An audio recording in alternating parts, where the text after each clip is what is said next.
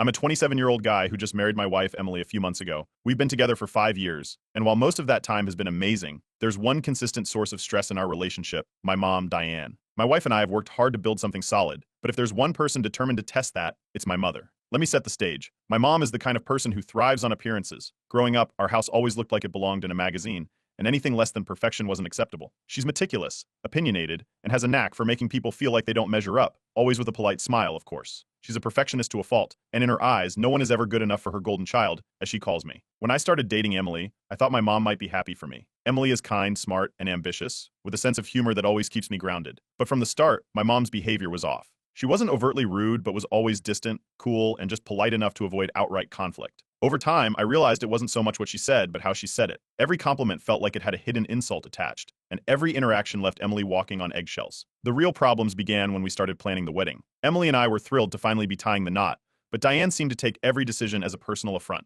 She'd offer unsolicited advice about decor, food, and even the guest list, and when Emily politely declined her suggestions, Diane would give this tight-lipped smile and say something like, "Well, I suppose it's your day." One incident that still stands out was when Emily showed Diane the wedding dress she'd chosen. It was elegant, simple, and totally Emily's style. Diane looked at it for a moment before saying it's nice. I mean, I always pictured something a little more timeless for Justin's bride, but it's your choice. Emily smiled through it, but later admitted how much that comment stung. To her credit, Emily always handled these moments with grace. She told me she didn't want to cause drama and would rather focus on us. I admired her restraint, but it frustrated me that my mom couldn't seem to just be happy for us. Still, I convinced myself that Diane would come around eventually. After all, the wedding was supposed to be a celebration, not a battleground. The day of the wedding came, and to my surprise, Diane was on her best behavior. She was smiling, mingling with guests, and even complimented Emily on how beautiful she looked. For a moment, I thought we'd turned a corner. The ceremony was perfect, and the reception was everything we'd hoped for. By the end of the night, I felt optimistic about the future. That optimism didn't last long. The day after the wedding, Emily and I sat in our living room, surrounded by wedding gifts. Among them was a beautifully wrapped package from my mom, with a note on top that read, "Open this when you're alone." I thought it was odd, but knowing my mom, I assumed it was something sentimental. We opened it together, and inside was a leather-bound photo album with the title "A Son's Journey" embossed on the cover. At first, I was touched. Flipping through the pages, I saw pictures of myself as a baby, my first steps, birthday parties, and high school graduations. My mom had clearly spent time curating this, but as we went through it, something started to feel off. The album was filled entirely with pictures of me and my parents, me and my siblings, me with friends growing up. Emily was nowhere to be found. Not a single photo of us as a couple, even though we'd been together for 5 years. Then we got to the last page. There was a handwritten note taped to it that said, "In my mom's neat cursive, never forget who you were before you settled for less." Emily stared at it, silent. My stomach sank. I tried to laugh it off, saying it was probably just my mom's weird sense of humor, but even as I said it, I didn't believe it. Emily didn't say much, just closed the album and set it aside. I could tell she was hurt, but I didn't know what to do. Over the next few days, the album sat on our coffee table like an unspoken tension between us. I wanted to confront my mom about it, but also dreaded the inevitable fallout. When Emily finally brought it up, I told her she was overthinking it, that my mom probably didn't mean anything by it. I know now that was the wrong thing to say, but at the time, I was just trying to keep the peace. Emily eventually confided in her best friend about the whole thing, and that's when she started talking about posting on Reddit for advice. I wasn't thrilled about airing our personal drama online, but honestly, I didn't know what else to do. Diane's gift wasn't just a passive-aggressive jab, it was a statement, and it had worked its way into our marriage like a splinter we couldn't ignore. That's how we got here. This is just the beginning, but I have a feeling things are about to get a lot messier. Update 1. After the initial post on Reddit, the response was overwhelming. Within hours, my inbox was flooded with messages of support, advice, and a fair amount of leave her and run comments. While some were extreme, the majority of the advice boiled down to one thing: I needed to confront my mom and, more importantly, stand up for Emily. Reading those responses made me realize how much I'd been brushing off. It wasn't just about the album anymore. It was about the pattern of behavior that had been quietly building over the years. That night, I sat Emily down. She was in the kitchen, scrolling through her phone, and I could tell she was still thinking about the album. I started by apologizing for not taking her concerns seriously. She listened quietly, and then I brought up the idea of going through the album together. I wanted to really look at it this time, to see if I'd missed something in the moment. We spread the album out on the coffee table. Page after page, it was clear how intentional the whole thing was. My mom had picked pictures that told the story of my life before Emily. There were even pictures of ex-girlfriends sprinkled in, ones I hadn't noticed the first time. It wasn't just an omission, it was like Emily had been deliberately erased from my history. When we got to the note again, it hit me in a way it hadn't before. Never forget who you were before you settled for less. There was no other way to interpret that. Emily pointed out specific events where she'd been present, ones that should have had photos. My graduation, where she sat right next to my mom, our engagement party, where my mom had smiled for photos with her. None of it made it into the album. It wasn't an oversight, it was a choice. I realized I couldn't keep ignoring this. The more we talked, the clearer it became that this wasn't about Emily being overly sensitive or misunderstanding my mom's humor. It was about respect, or lack thereof. The next morning, I called my mom. I told her we needed to talk about the album and the note. Her tone was light, almost dismissive,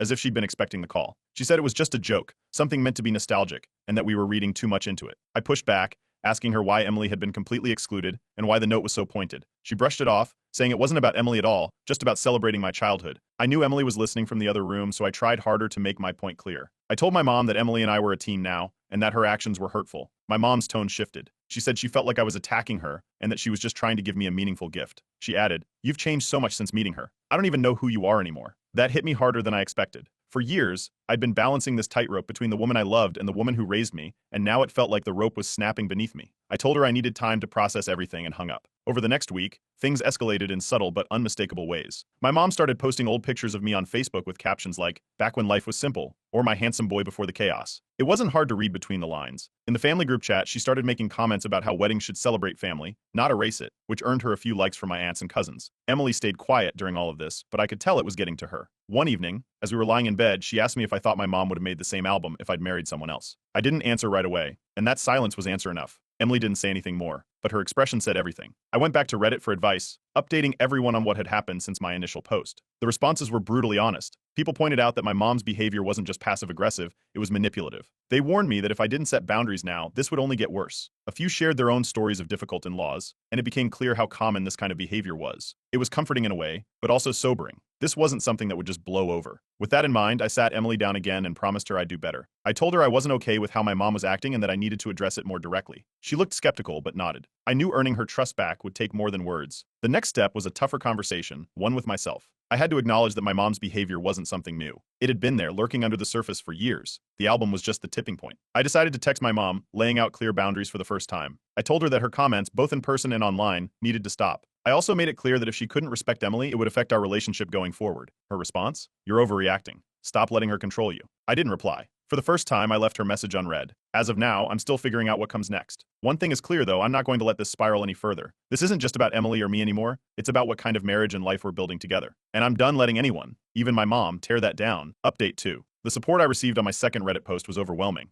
People weren't just validating Emily's feelings, they were calling out how long I'd allowed my mom's behavior to go unchecked. It was eye-opening, to say the least. A lot of commenters urged me to take a firmer stand, warning that if I kept brushing things off, it would only get worse. They weren't wrong. That night, Emily and I talked again. I asked her to help me understand everything she'd been feeling, not just about the album, but about the years of subtle digs and dismissiveness. She explained it in a way that made me realize how much I'd overlooked. It wasn't just about one gift, it was about how my mom's behavior made her feel unwelcome in her own marriage. That hit me harder than I expected. The next day, I decided to address it head-on. My first move was to talk to my mom again. I called her and laid it all out: the album, the note, the passive-aggressive group chat messages, and the Facebook posts. She didn't even try to deny the posts. Instead, she started talking about how nostalgic she'd been feeling lately, and how it was normal for a mother to look back on her son's childhood fondly. When I pointed out that Emily wasn't included in her version of nostalgia, she switched tactics. She said I was being too sensitive, and that Emily must be putting these ideas in your head. I cut the conversation short, telling her this wasn't about Emily, it was about her behavior. But my mom wasn't done. Within hours, she posted another picture of me as a kid on Facebook, this time with the caption, "A mother's love is eternal, even when it's taken for granted." It didn't name names, but it didn't need to. A few of my cousins liked the post. One of my aunts commented, "Stay strong, Diane," as if my mom was the victim in all of this. The family group chat wasn't much better. My siblings chimed in, saying my mom was just being dramatic and that I should ignore it. My brother told me, "You know how mom is, she doesn't mean any harm." But this wasn't harmless. This was calculated, and Emily and I both knew it. That evening, Emily and I sat down again. She told me she couldn't handle the passive-aggressive posts and messages anymore. It wasn't just about her feelings, it was about our marriage. She made it clear that if I didn't set boundaries with my mom, it would strain things between us in a way that might be hard to fix. She wasn't threatening me, she was being honest. I realized she was right. Ignoring my mom's behavior wasn't an option anymore. I decided to call my mom and set some clear boundaries. When I told her that the Facebook posts needed to stop, she sounded genuinely shocked. She said she didn't realize they were upsetting anyone and claimed they were just lighthearted memories. I wasn't buying it, and I told her so. That's when she got defensive, accusing Emily of being overly sensitive and saying, "I can't believe you're letting her turn you against me." She eventually offered an apology, but it felt forced. "I'm sorry if you felt hurt," she said, emphasizing the if. She added that she had no intention of changing the way she shared her memories and that I was overreacting. It wasn't the genuine apology I was hoping for. The conversation eventually circled back to the album. My mom doubled down, calling it a beautiful reminder of my childhood and accusing Emily and me of blowing it out of proportion. She said I should appreciate the effort she put into creating something so meaningful. I ended the call, feeling like we'd gotten nowhere. The fallout came quickly. My mom started venting to other family members, framing herself as the victim. Within days, I started getting messages from my cousins and aunts, telling me I was being unfair to my mom. One even called Emily controlling without knowing anything about the situation. Emily stayed quiet, but I could see how much it was affecting her. The isolation was real, and I could feel it too. I felt stuck. My mom's behavior was pushing us away, but the pressure from family to just let it go was hard to ignore. For a moment, I wondered if dropping the whole thing might actually be easier. When I mentioned this to Emily, she didn't say much, just gave me a look that said more than words ever could. I knew what I had to do. We booked an appointment with a therapist. I told Emily it wasn't just for her, it was for us. In our first session, the therapist helped me understand how much I'd been avoiding conflict with my mom, not just in this situation, but for my entire life. She encouraged us to present a united front and come up with a plan to set boundaries together. That plan involved me meeting my mom in person to have a serious conversation. The therapist suggested that Emily step back for now to avoid escalation, so I agreed to handle it on my own. I didn't know how my mom would take it, but I knew this was a necessary step. The next week was quiet. Too quiet. My mom hadn't posted anything, and the group chat was dead. I wasn't sure if she was waiting for me to make the first move or if she was planning something else. Either way, I was ready to face her. This isn't over, not by a long shot. But for the first time, I feel like I'm actually doing something about it. We're taking it one step at a time, and I'm determined to protect what Emily and I have built. The next move is mine, and I'm ready. Update 3. The next step in our plan was clear. I needed to meet my mom face to face to lay down boundaries. Avoiding her or keeping things vague wasn't working anymore. It wasn't just about Emily and me, it was about making it clear that my marriage wasn't up for debate. The therapist suggested meeting in a neutral setting, so I chose a casual restaurant we'd both been to before. No one could storm out dramatically in public, right? When I arrived, my mom was already seated. She looked as polished as ever, sipping tea and scrolling through her phone. I sat down and greeted her, trying to keep things light. We exchanged a bit of small talk, just enough to ease into the conversation, but she could tell I wasn't there to reminisce about old times. I started by explaining why I'd asked to meet. I told her that the gift, the note, the social media posts, and the group chat comments had all crossed a line. I emphasized that they weren't just hurtful to Emily but were causing real problems in my marriage. I told her things needed to change. Her reaction was immediate. She leaned back, crossed her arms, and gave me a look I knew all too well. It was her I'm the victim here face. She told me she felt like she was being unfairly attacked, and that I was taking everything the wrong way. According to her, the album was meant to be a celebration of my life and had nothing to do with Emily. She claimed the note was a joke and that I should have known she didn't mean it literally. When I pushed back, explaining that it wasn't just about the album, she shifted gears. She brought up everything she'd ever done for me, raising me as a single mom for years, supporting me through college, and always being there when I needed her. She made it sound like setting boundaries was an act of betrayal. After everything I've done for you, this is how you repay me, she asked. For the first time in my life, I didn't let her guilt trip me. I told her that being a good mom didn't give her a free pass to disrespect my wife or interfere in our marriage. I said that her behavior was driving a wedge between us and that I couldn't keep ignoring it. That's when the tears started. She said she felt like she was losing me and blamed Emily for changing me. She accused Emily of driving a wedge between us and claimed she was just trying to protect me from making a mistake. It was the same argument she'd been hinting at for years, but now she was saying it outright. I stayed calm and told her that I wasn't choosing between her and Emily. I was choosing my marriage,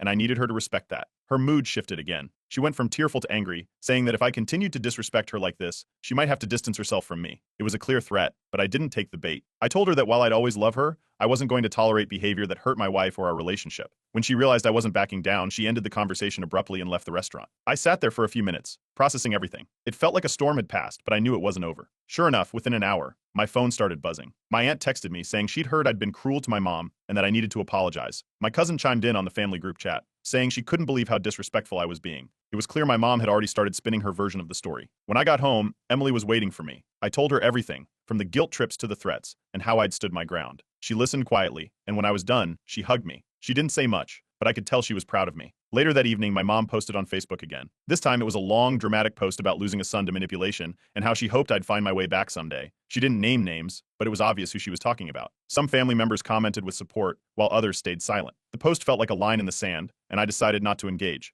Over the next few days, the fallout became more apparent. Some family members started reaching out to Emily and me, offering their support. My older sister, who'd always stayed neutral, even called me. She admitted she'd had her own struggles with my mom's overbearing behavior and said she was proud of me for standing up for myself. Having her support meant more than I realized. In therapy, I admitted how hard the conversation with my mom had been. The therapist pointed out that standing up to her was a significant step toward protecting my marriage. Emily agreed, saying she felt more secure knowing I was willing to defend our relationship. As of now, my mom has stopped contacting me directly, but she's still venting to other family members. I know this isn't over, but for the first time, I feel like Emily and I are truly a team. With my sister's support and our therapist's guidance, I'm confident we can handle whatever comes next. We're not letting Diane's behavior derail our lives any longer. Update 4. After a couple of weeks of silence, things took an unexpected turn. I thought my mom had cooled off, but she had other plans. One morning, I woke up to a long email from her. The subject line read, "A mother's love," which was ironic given the content. The email was several paragraphs of her accusing me of abandoning her, allowing Emily to control me, and turning my back on my family. She wrote about how much she'd done for me over the years and claimed she couldn't understand how I could be so ungrateful. The kicker came at the end. She gave me an ultimatum. I had until Thanksgiving to make things right, or she would distance herself from me for good. The choice, according to her, was mine. Emily and I read the email together, and while it wasn't surprising, it was still a lot to process. I wasn't sure how to respond, or if I even should. Ignoring her felt tempting, but I also didn't want her to twist the silence into some kind of narrative about me refusing to work things out. Emily suggested we bring it up in therapy, and that's exactly what we did. In our next session, we explained the situation to the therapist. She reminded us to stick to the boundaries we'd already established and to approach the situation calmly but firmly. She also emphasized that we weren't responsible for managing my mom's feelings or reactions. With her advice in mind, Emily and I sat down that evening to draft a reply. The email we sent was short but to the point. I told my mom that I wasn't abandoning her, but that I needed her to respect the boundaries we'd discussed. I explained that her ultimatum felt manipulative and that our relationship could only improve if it was built on mutual respect. I also made it clear that I wasn't going to apologize for setting boundaries to protect my marriage. It didn't take long for her to reply. Her response was explosive. She accused Emily of brainwashing me and referred to her as toxic. She claimed I was turning into someone she didn't recognize and that she hoped I'd come to my senses before it was too late. It was clear she wasn't interested in finding common ground. At that point, I made a decision for my own peace of mind. I blocked her number and social media accounts. I left an open line of communication through email so that there was still some way to contact me if necessary, but I didn't want to deal with the constant back and forth anymore. Emily and I agreed that we wouldn't respond to any more drama-fueled messages. Thanksgiving was just around the corner, and with the tension brewing, I wasn't sure what to expect. My mom had always been the one to host family gatherings, so her absence was bound to stir things up. Sure enough, she announced to the family group chat that she wouldn't be hosting Thanksgiving this year, blaming me for destroying family traditions. Some relatives took her side, saying it was a shame that the holiday was being ruined because of petty drama. Others stayed neutral or quietly supported us. Rather than let her absence ruin the holiday, Emily and I decided to host our own Thanksgiving. We invited a small group of friends and supportive family members. It was the first time we'd hosted something like this together, and despite the circumstances, it ended up being a great day. The food turned out well, the company was warm and kind, and there wasn't a single ounce of drama. By the end of the night, I realized how much more peaceful life could be without my mom's constant interference. But of course, my mom didn't let things go so easily. Over the next few weeks, we started hearing through the grapevine that she was spreading exaggerated stories about Emily to mutual acquaintances. According to her, Emily had isolated me, forbidden me from seeing my family, and turned me into someone unrecognizable. It was frustrating, but I knew responding would only add fuel to the fire. In therapy, we talked about how to handle the ongoing gossip. The therapist reminded us to focus on what we could control, our own actions and relationship. We decided to let my mom's words speak for themselves. People who knew us would see the truth. And those who believed her weren't people we needed in our lives. One unexpected silver lining came in the form of my older sister. She called me one evening and admitted she'd also had her share of struggles with my mom's overbearing behavior. She apologized for staying neutral for so long and said she admired how I was standing up for myself and my marriage. Her support meant a lot, and it gave me even more confidence to keep enforcing boundaries. Just when I thought things were settling down, my mom sent one final email. In it, she claimed she was cutting me out of her will unless I fixed things. She framed it as a heartbreaking decision she didn't want to make but felt she had no choice. I read the email, shook my head, and deleted it without replying. When I told Emily, she asked if I was okay. I told her the truth. I was done chasing my mom's approval. For the first time in a long time, I felt like I was making decisions for myself and for my marriage, not out of guilt, but out of love and respect for the life Emily and I were building together. Thanksgiving marked the start of a new chapter for us. We're focused on moving forward, creating our own traditions, and leaving the drama behind. My mom may not see it now, but setting boundaries isn't about pushing her away, it's about protecting what matters most. And that's exactly what I plan to keep doing. Update 5. After everything that happened around Thanksgiving, Emily and I made the decision to go no contact with my mom. Blocking her number and social media accounts had already given us some breathing room, but now it was official. We weren't reaching out, and any attempts from her to contact me were left unanswered. It wasn't easy, but it felt like the only way forward. Surprisingly, the silence wasn't as lonely as I thought it might be. Over the next few weeks, my older sister, who had always stayed on the sidelines, became more vocal in her support. She reached out frequently, checking in on us and sharing her own experiences with our mom's controlling behavior. She even apologized for not speaking up sooner, saying she hadn't realized how bad things had gotten. A few other family members also began to see things differently. My younger brother, who'd initially told me to ignore my mom's antics, called me one afternoon. He admitted that he'd been wrong to brush off her behavior and said he could see now how much stress it had caused me and Emily. Slowly but surely, the people who mattered most were starting to rally around us. Meanwhile, my mom's isolation seemed to grow. Her refusal to apologize or take responsibility for her actions left her with fewer and fewer allies. Even some of the family members who'd sided with her at first began to back away. Apparently, her constant complaints about me and Emily had started to wear thin.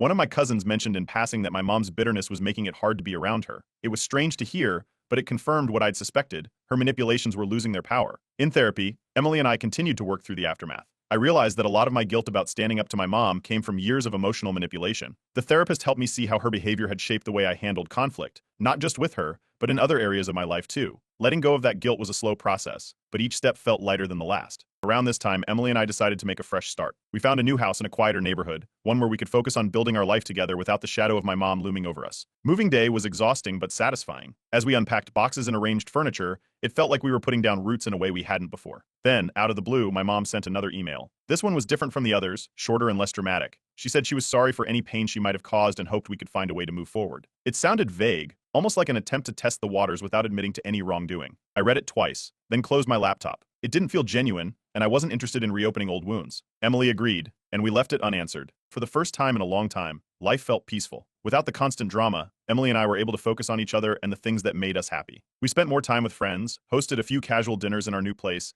and even started planning a vacation for the first time in years. It was like we'd finally stepped out from under a storm cloud. I updated Reddit again to share how things had unfolded. The response was overwhelming, thousands of comments from people cheering us on, sharing their own stories, and thanking us for showing that it's possible to set boundaries with toxic family members. The post went viral, and reading through the comments was humbling. People shared how our story had inspired them to take steps in their own lives, and that meant more than I could have imagined. As time went on, I started reconnecting with other family members, on my own terms. My sister became a regular visitor at our new home, and even some extended relatives who'd been distant began reaching out. They didn't always say it outright, but I could tell they were starting to see my mom's true colors. The reconciliations were slow and cautious, but they felt genuine. On the other side of things, my mom's behavior seemed to lose its edge. The dramatic posts stopped, and the emails became less frequent. From what I heard through the grapevine, she was still venting to a few remaining allies, but even they were starting to grow tired of it. Her refusal to adapt or apologize left her increasingly isolated. As the holidays rolled around, Emily and I focused on building new traditions. We decorated our house, cooked together, and even invited a few friends over for a cozy Christmas dinner. It was simple and joyful, and for the first time, it felt like we were creating something entirely our own. Looking back, the journey wasn't easy, but it taught me a lot. I learned how to stand up for myself and for my marriage, even when it meant facing uncomfortable truths. I learned that setting boundaries isn't selfish, it's necessary. And most importantly, I learned that the people who truly care about you will respect those boundaries, even if it takes time. This chapter of our lives is finally coming to a close, and I'm grateful for where we've ended up. Emily and I are stronger than ever, and the future feels full of possibility. For anyone reading this who's struggling with a similar situation, know that it's okay to prioritize your happiness. It's okay to walk away from toxic relationships, even when they're family. In the end, it's your life to live, and you deserve to live it on your terms.